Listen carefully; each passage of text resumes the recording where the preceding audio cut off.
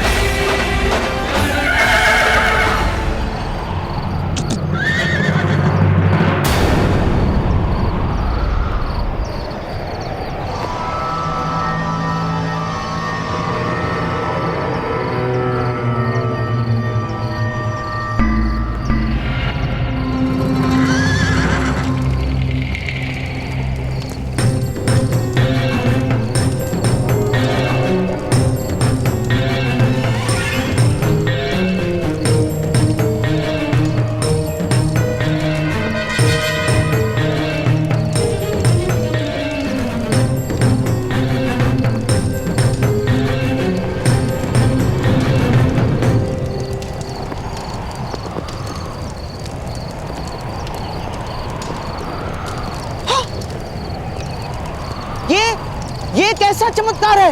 हम तो हस्तिनापुर से बद्रीधाम की ओर जा रहे थे। अवश्य ही हमने अपना मार्ग बदल लिया बिना जाने। असंभव! इतनी बड़ी भूल कैसे कर सकते हैं हम? अवश्य ही महामुनि ने हमारी आंखें बांध दी होंगी। बातों से ना ही भूल का निवारण होगा, ना ही बंधन का उपाय होगा। मुझे तो केवल मेरे पिताश्री के प्राणों की रक्षा करनी है।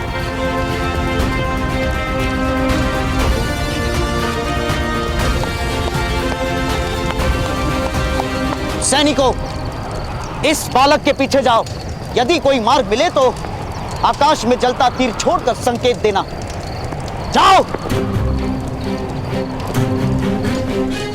और हमारा रथ उस दिशा में मोड़ लो।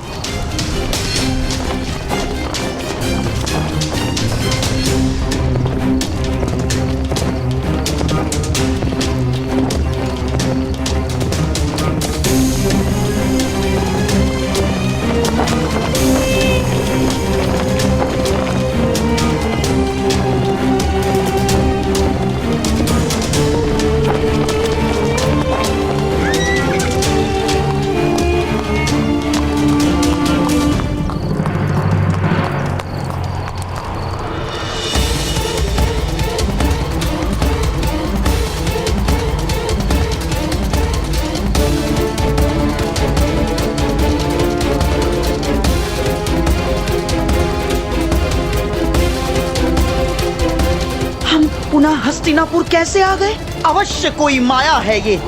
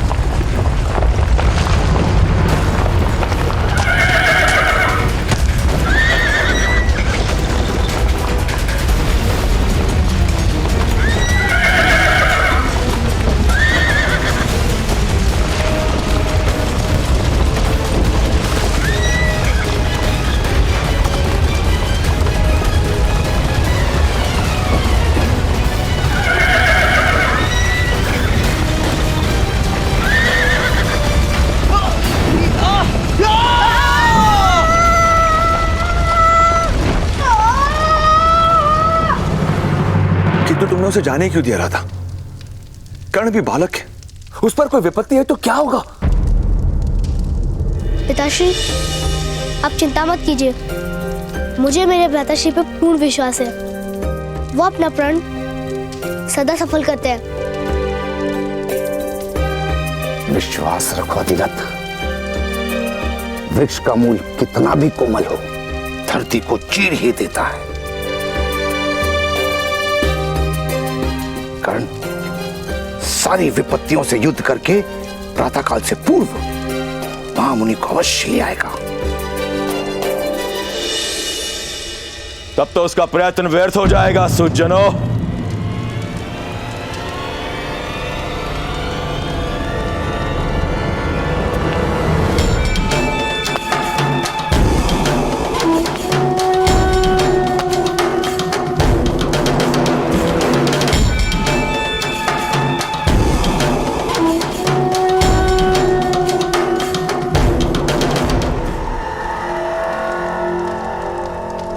न्याय प्रतीक्षा कर सकता है, प्रतिशोध प्रतीक्षा नहीं करता। आज प्रातःकाल से पूर्व ही सूत अधिरथ की मृत्यु होने वाली है।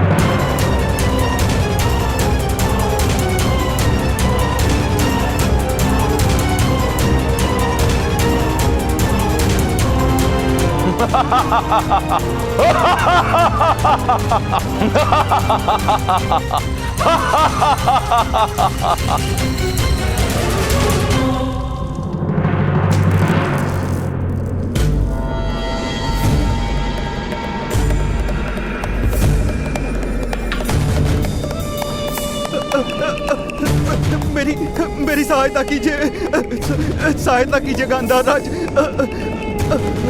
मेरी सहायता कीजिए महाराज।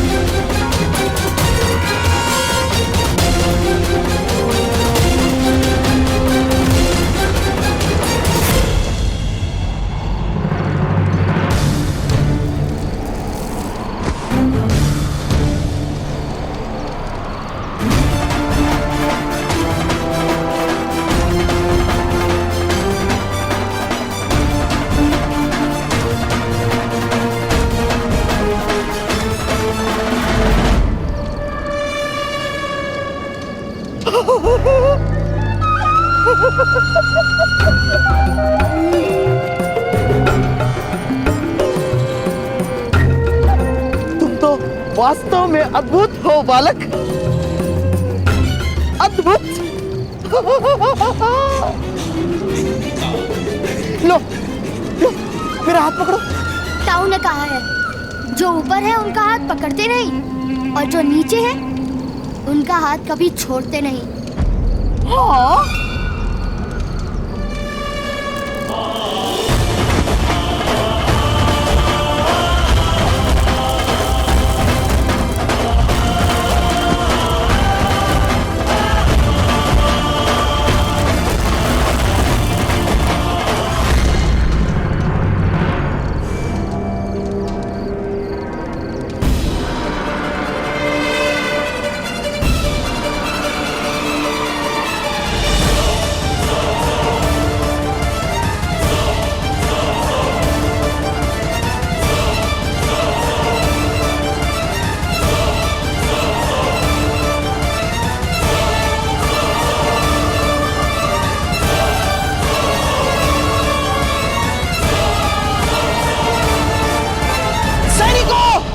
शीघ्रता करो, इस ओर आओ।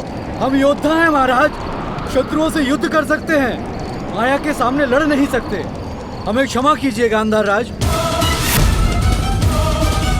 मैं तुम्हें मृत्यु दंड दूंगा। और यदि हम आपके साथ गए तो मृत्यु अवश्य निश्चित है। हाँ? आगे और भयानक माया होंगी गांधार राज।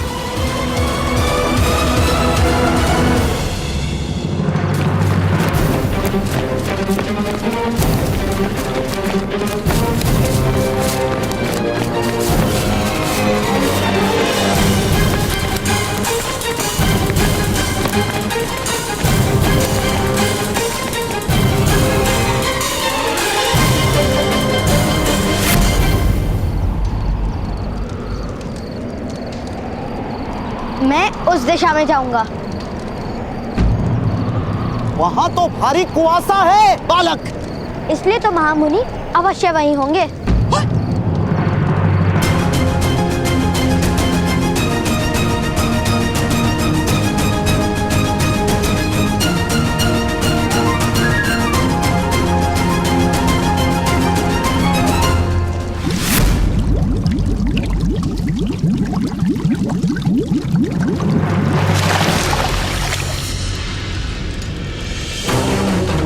अभी प्राण मत त्यागना अधिराज, अभी तुम्हारे मृत्यु का समय नहीं आया।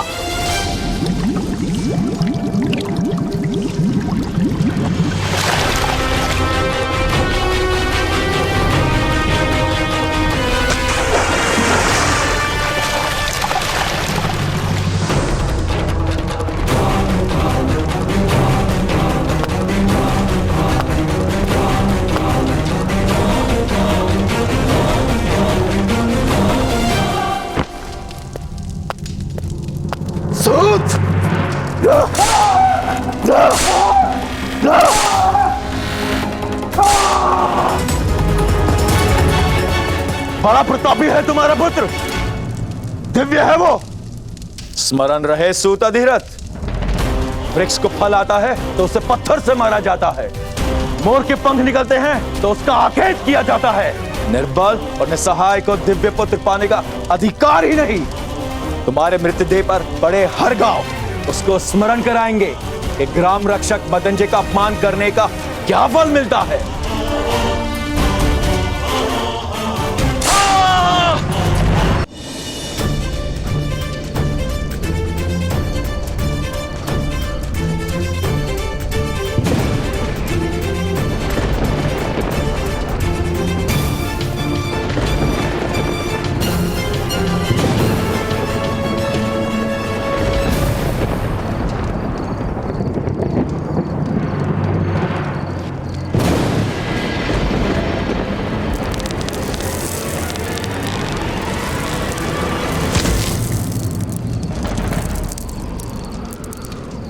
सहायता करो, कोई है जो इस वृद्ध की सहायता करे?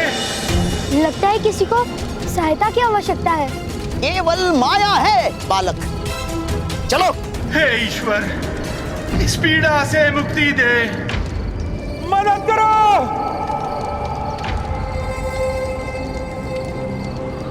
यदि किसी को वास्तव में सहायता की आवश्यकता होगी तो? इस समय मेरी बहन को सहायता की विशेष आवश्यकता है बालक,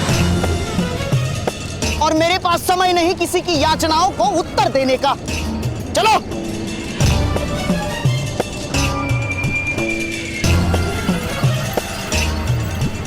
अरे कोई है, मदद करो।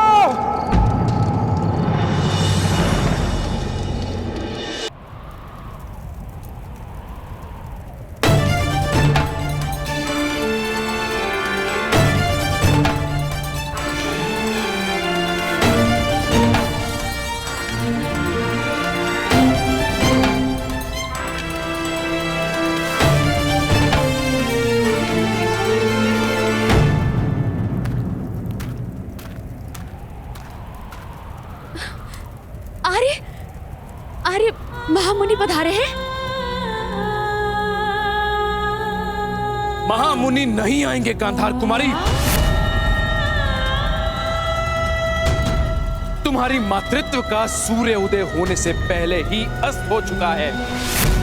असंभव, ऐसा नहीं हो सकता। महादेव का वरदान विफल नहीं हो सकता। अरे महादेव का वरदान विफल नहीं हुआ गांधारी, तुम्हारा जन्म विफल हुआ है। सिन्ही का दूध केवल स्वर्ण के पात्र में ही टिक सकता है। वरदान को धारण करने की पात्रता नहीं तुम्हारी, और इसीलिए अब हस्तिनापुर की महारानी बने रहने योग्य नहीं हो तुम।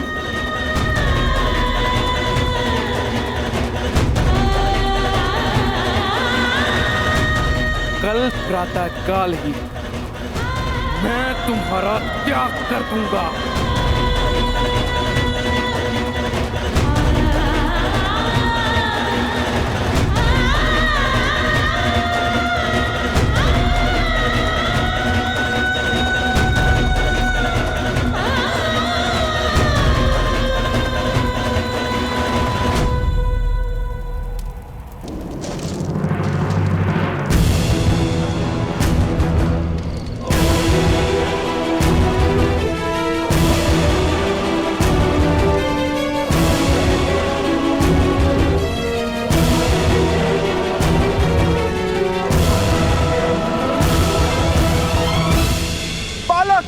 पुत्र, मेरी सहायता करो।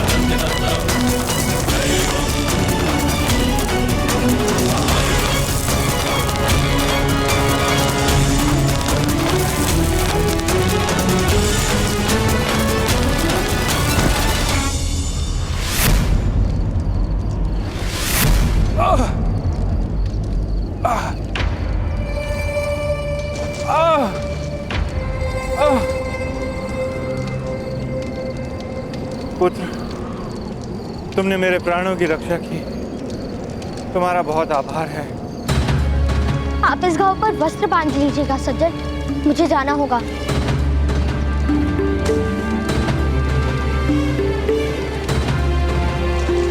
बालक,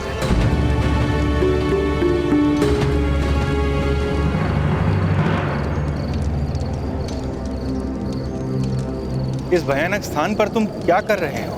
महामुनि व्यास को ढूंढ रहा हूँ। उन्हें हस्तिनापुर ले जाना है, प्रातःकाल से पूर्व। किंतु महामुनि तो अपनी तपस्या भंग नहीं करेंगे। अवश्य करेंगे, मेरे पिता के प्राण संकट में हैं। और यदि आवश्यकता हुई तो मैं उन्हें सर पर उठाकर ले जाऊंगा।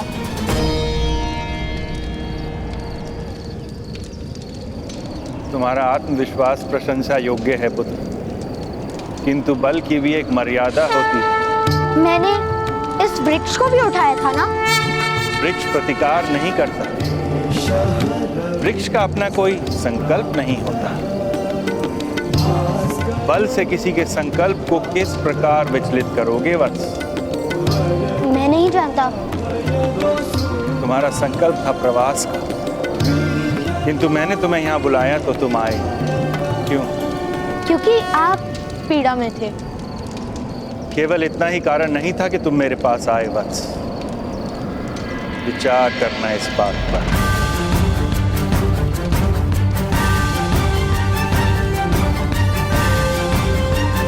जाओ अब पुत्र, यशस्वी भव।